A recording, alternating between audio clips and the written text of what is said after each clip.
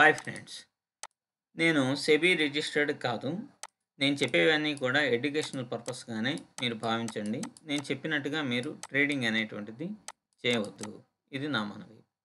నేను గతంలో మీకు ఏ రోజుకి ఆ రోజు సపోర్ట్ అండ్ రెసిస్టెన్స్‌ని బట్టి మీరు ట్రేడ్ గనక చేస్తే మనకు కొంచెం మంచి ఫలితాలుంటాయి అని చెప్పేసి నేను ఇంతకుముందు ఒక వీడియోలో కూడా చెప్పడం జరిగింది. అంటే ప్రీవియస్‌గా ఉన్నటువంటి సపోర్ట్ అండ్ రెసిస్టెన్స్‌ల కంటే ఈ రోజు ఫార్మ్ అయ్యేటువంటివి అంటే ఇవి కొంచెం ఎడ్యుకేషనల్‌గా మీరు వీటన్ని దీని మీద ఎగ్జాక్ట్‌గా చేయాలని కాదు. ఒకసారి ఈని గూడా మీరు ఆలోచించండి. ఆలోచించి ప్లానింగ్ అనేటువంటిది చేసుకుంటూ ఉండండి. ఎందుకంటే నేనెప్పుడు చెప్తా ఉంటాను.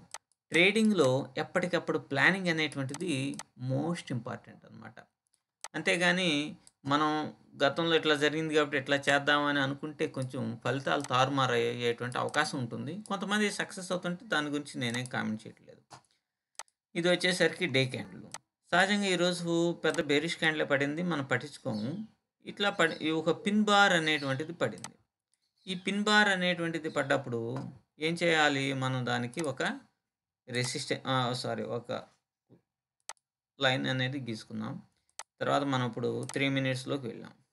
3 మినిట్స్‌లోకెళ్తే ఎప్పుడైతే ఆ లైన్ కిందకి క్రాస్ అయిందో మనం ఎంట్రీ అనేది తీసుకుంటాం. దీని అప్ సైడ్ ఎళ్ళినప్పుడు మనం తీసుకోం. దాని కిందకొచ్చినప్పుడు మాత్రమే తీసుకుంటూ ఉంటాం. ఇది ఒక ప్లానింగ్. ఇట్లా గూడా అంటే ప్రీవియస్‌గా మనకు ఒక పిన్ బార్ అనేటువంటిది పడింది కాబట్టి రివర్సర్ హ్యామర్ పడింది కాబట్టి మనం దాన్ని దాన్ని బేస్ చేసుకొని ఇట్లా ట్రేడ్ చేస్తాం అనమాట. అప్ సైడ్ అంటే బై ఆపర్చునిటీ వస్తే దాంట్లో తీసుకోము. సెల్లింగ్ ఆపర్చునిటీ వస్తేనే మనం తీసుకుంటాం. ఇక్కడ ఒక ఆపర్చునిటీ వచ్చింది. తర్వాత ఇక్కడ బయింగ్ అని ఎళ్ళినా గూడా మనం తీసుకోం. ఇక్కడ ఒక ఆపర్చునిటీ దీన్ని వదిలేసి ఉండాలి కాబట్టి క్యాండిల్ అనేటువంటిది ఈ లైన్‌ని వదిలేసి ఉండాలి కాబట్టి ఇక్కడ మనకు ఆపర్చునిటీ అనేది రాలేదు. ఇక్కడొచ్చింది. క్యాండిల్ వదిలేసింది క్యాండిల్ ఇది. ఇక్కడ మనకి వచ్చింది. సో, ఇట్లా మనం ఎంట్రీస్ తీసుకోవచ్చు. కాకపోతే ఒక ఓపిక అనేటువంటిది ఉండాలి. బై అనేది ఇక్కడ గనుక తీసుకున్నారనుకో మీరు ఫెయిల్ అయినట్టే కదా లెక్క. సో, ఇది ఒక మెథడ్. ఇంకో మెథడ్ చెప్పాను. ఏ రోజుకి ఆ రోజు మనం సపోర్ట్ అండ్ రెసిస్టెన్స్‌ని బేస్డ్‌గా మనం ట్రేడ్ అనేటువంటిది ఎలా చేయొచ్చని. ఇప్పుడు ఫర్ ఎగ్జాంపుల్‌గా మీరు 1 మినిట్‌లోకెళ్ళండి. 1 మినిట్‌లోకెళ్తే మీరు ఇది తీసేద్దాం. అంటే ఇది జస్ట్ నా అబ్జర్వేషన్ మాత్రమే. అయిపోయిన చార్ట్‌లు అట్లా ఇట్లా అని అనకండి. అసలు ఊరకనే మన ప్లానింగ్ అనేటువంటి ఎడ్యుకేషనల్‌గా కొంచెం ఎక్కువగా ఆలోచిస్తుంటే మనకు ఫలితాలు బాగా ఉంటాయనే ఉద్దేశంతోనే నేను ఇది చెప్పడం జరుగుతుందనమాట. ఇప్పుడు మీరు చూడండి. ఇక్కడి నుంచి ఇక్కడ ఒక స్వింగ్ ఉంది. ఇక్కడ ఒక స్వింగ్ ఉంది. ఏ రోజుకి ఆ రోజు. మనం ఈ 2 స్వింగ్స్‌కి మనం ఏం చేస్తామంటే ఒక హారిజాంటల్ లైన్స్‌ని కట్టుకుంటాం. ఈ లైన్‌ని క్రాస్ అయ్యి పైకెళ్తున్నప్పుడు ఏమన్నా ఈ లైన్‌ని క్రాస్ అయ్యి పైకెళ్తున్నప్పుడు మనం బై చేస్తాం. ఈ లైన్‌ని క్రాస్ అయ్యి కింద పడుతున్నప్పుడు, ఈ లైన్‌ని క్రాస్ అయ్యి కింద పడుతున్నప్పుడు సెల్ చేస్తాం అనమాట. ఇది మనం ఆలోచించాల్సింది. ఇప్పుడు ఫర్ ఎగ్జాంపుల్‌గా మీరు చూడండి. ఇక్కడి నుంచి ఇక్కడ క్రాస్ అయింది. ఇక్కడ మనం 1:3 రేషియోలో చేసుకోవచ్చు. ఇక్కడ మనం స్టాప్ లాస్ పెడతాం. ఇది స్టాప్ లాస్ అనేది హిట్ అయింది. సో, ఒకటి లాస్ అయ్యాం. నెక్స్ట్ ఇక్కడ చూడండి. ఈ క్యాండిల్ అబోవ్ ఎంట్రీ తీసుకుంటాం. ఇక్కడ స్టాప్ లాస్ పెడతాం. ఇది 1:4 కూడా ఇచ్చింది. కానీ మన 1:3 అన్నాం కాబట్టి 1:3కే ఫిక్స్ అయిపోయి ఉంటే బెస్ట్. సో, ఇక్కడ మనం సక్సెస్ అయ్యాం. ఇక్కడ 1:1 పోయింది. కానీ ఇక్కడ 1:3 వచ్చింది కదా! అంటే మనం మంచి ప్రాఫిట్‌లోనే ఉంటాం ఒకటి. తర్వాత ఇక్కడ గనకొచ్చామంటే ఇక్కడ చూడండి. ఈ క్యాండిల్ క్రాస్ అయింది. సో, ఇక్కడ స్టాప్ లాస్ పెడతాం.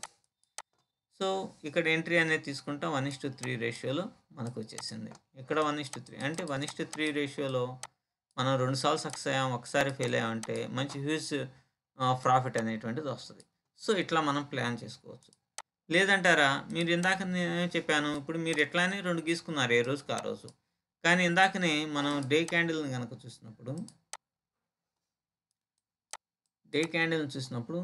ఈ పిన్ బార్ అనేది పడింది గదా! ఈ పిన్ బార్ పడ్డప్పుడు మనకి సెల్లింగ్ ఆపర్చునిటీ వచ్చినప్పుడే మనం ఎంట్రీస్ తీసుకుంటామని అనుకున్నాం గదా! సో, దాన్ని అంటే లాజికల్‌గా దాన్ని ఆలోచించి, దీన్ని ఆలోచించి ఇట్లా గనక ప్లాన్ చేసుకుంటే మనకి ఒకే ఒక ఎంట్రీ అనేటువంటిది దొరుకుతది. ఇక్కడ మనం బై ఆపర్చునిటీ వచ్చిందయినా తీసుకోం. ఇక్కడ బై ఆపర్చునిటీ వచ్చింది తీసుకోం. సో, ఇక్కడ లాభం రావచ్చు కాక.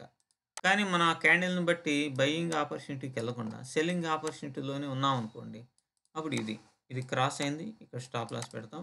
ఇక్కడి నుంచి ఎన్ని పాయింట్స్ పడ్డా గూడా దాదాపుగా 180 పాయింట్లు పడ్డప్పటికి గూడా ఇక్కడ మనకు ఆపర్చునిటీ దొరికింది. 1:3 రేషియోలో మనం సక్సెస్ అవుతాం. సో, ఇట్లా ఎప్పటికప్పుడు లాజికల్‌గా ఆలోచించుకుంటూ మనం ట్రేడింగ్ అనేటువంటిది చేయాలే గానీ, ఒకే దానికి ఫిక్స్ అయిపోయి ఇలాగే మనం ట్రేడ్ చేద్దామని అనుకుంటే ఫెయిల్ అయ్యేటువంటి ప్రమాదాలు ఎక్కువగా ఉంటాయి. ఇది ఓన్లీ ఎడ్యుకేషనల్ పర్పస్‌గానే ఆలోచించండి. మీరు బ్యాక్ టెస్ట్‌లు చేసుకోండి. కొంచెం ఫలితాలు గనక మంచిగా లాభాలొచ్చే విధంగా ఉంటే మీకు దాన్ని ఫాలో అవ్వండి. నిన్న, మొన్న మాత్రం పెద్దగా ఫలితాలనేటువంటిది ఇవ్వలేదు. స్టాప్ లాస్‌లు హిట్ అయినాయి.